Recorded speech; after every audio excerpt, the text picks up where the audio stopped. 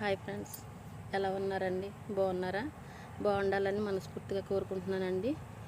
మీకు ఒక విషయం చెప్పాలనుకుంటున్నాను. అది ఏంటంటే, పెళ్ళైన ఆడవాళ్ళ గురించి అయితే కాదండి, భర్త లేని ఆడవాళ్ళ గురించి మాత్రమే చెప్తున్నాను. దయచేసి భర్తలను దూరం చేసుకోకండి. ఎందుకంటే భర్త లేని అనుభవం ఏంటనేది నాకు తెలుస్తుంది. నేను చేసేది చాలా హార్డ్ వర్క్ అండి. మా ఆయన గారు నేను విడిపోయి 25 సంవత్సరాలు అవుతుందండి. 25 సంవత్సరాల నుంచి కూడా నేను ఒంటరిగానే ఉన్నాను. కాకపోతే ఏంటంటే, నాకు 3 పిల్లలండి, 2 అమ్మాయిలు 1 అబ్బాయి. మా ఆయన గారు వేరే ఆవిడ కోసం నన్ను పక్కన పెట్టేశాడు. అయినప్పటికీ కూడా నేను చాలా కష్టాలు పడ్డాను. అమ్మ నాన్నల దగ్గరికి వచ్చేసాను. అమ్మ నాన్నలతో ఉన్నాను. చిన్న పిల్లలప్పుడు కాడించి బాబుకు సంవత్సరం అండి, పాప ఫస్ట్ 3వ సంవత్సరం, 2వ సంవత్సరం ఒక పాప, సంవత్సరం బాబు. ఆ టైంలో వదిలేశాడు. అప్పటి నుంచి నేను చాలా కష్టపడుతున్నానండి. కానీ నాకు 40 ఇయర్స్ అయితే వచ్చినాయండి. కానీ చిన్నప్పటి నుంచి కష్టపడి ఇక మీదట అయితే కష్టపడలేకపోతున్నాను. భర్త వాడనేవాడు ఉండాలి మనకు తోడు అనే బాధ ఇప్పుడు అనిపిస్తుంది నాకు. ఇప్పుడు వరకు నేను పెద్దగా పట్టించుకోలేదు, అమ్మ నాన్న ఉన్నారని. కానీ నాన్న అయితే 10 సంవత్సరాలు అయిందని చనిపోయి, అమ్మ అయితే మూడో నెల అండి చనిపోయింది. నాకంటూ ఆధారం ఎవరు లేరు. చాలా బాధ అనిపిస్తుందండి. పని చేసి ఇంటికి వెళ్ళి మళ్ళీ సాయంత్రం పిల్లలకి వంట చేసుకుని పెట్టి, మళ్ళీ పొద్దున్నే లేచి పని చేసుకుని మళ్ళీ వచ్చి చాలా బాధగా ఉందండి.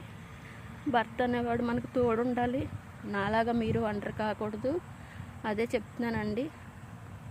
భర్త ఎలాంటి వాడైనా, తర్వాత తాగుబోతాడైనా, తిరిగిపోతాడైనా, తర్వాత ఆడు అవసరం కుంటోడైనా గుడ్డోడైనా పర్వాలేదండి, భర్త అనే తోడు మన నెత్తి మీద గొడుగులాగా ఉండాలండి. ప్రతి ఒక్కరికి చెప్తున్నాను, దయచేసి భర్తలను దూరం చేసుకోకండి. నా వరకు నేను చెప్తున్నానండి. కష్టం అనేది వయసులో ఉన్నప్పుడు తెలియదండి, వయసు అయిపోయాక తెలుస్తుంది ఏంటనేది. అప్పుడు మనం బాధపడిన ప్రయోజనం ఉండదండి. రిక్వెస్ట్ చేసి చెప్తున్నాను, ప్రతి ఒక్కరూ కూడా, చిన్నోళ్ళు కావచ్చు, పెద్దోళ్ళు కావచ్చు, ఇంకెవరైనా కావచ్చు, భర్త అనేవాడికి వాడు ఎలాంటి వాడైనా సరే గౌరవం ఇవ్వడం మంచిదండి. మనం భర్తను కూడా పెట్టుకోవడం మంచిది.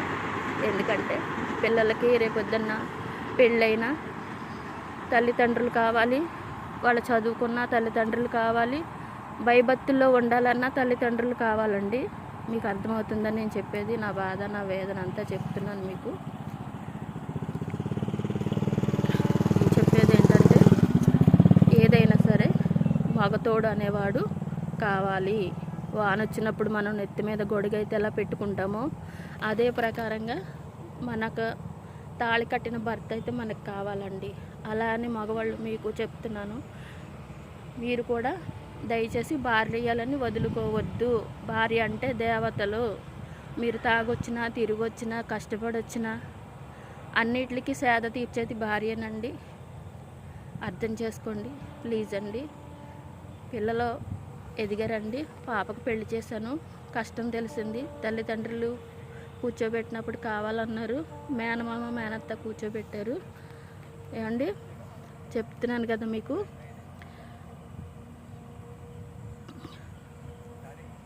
చాలా బాధ అనిపిస్తుంది నాకైతే. మీకైతే ఎలా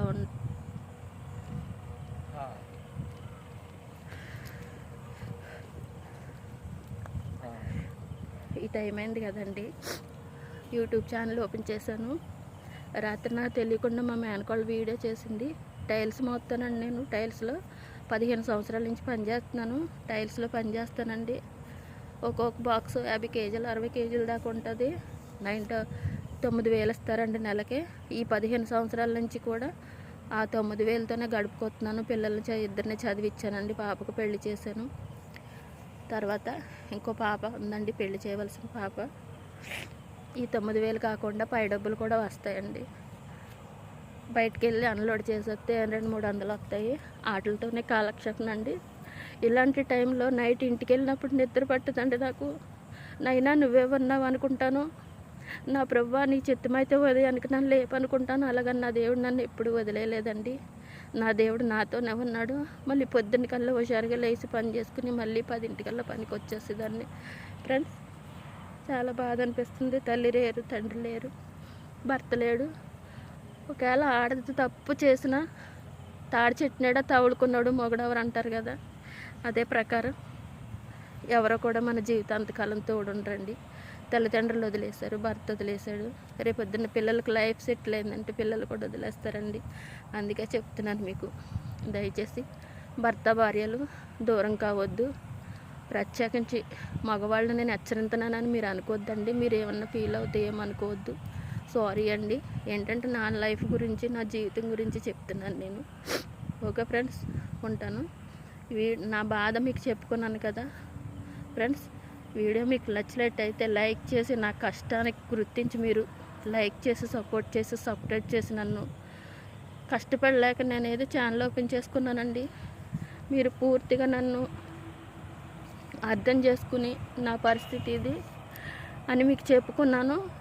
మీరు నాకు సపోర్ట్ చేసి నన్ను ఎంకరేజ్ చేసి సబ్స్క్రైబ్ చేసుకుంటారని మనస్ఫూర్తిగా అనుకుంటున్నానండి ఫ్రెండ్స్. Okay friends, bye. ఇది నా లైఫ్ అండి. Bye friends.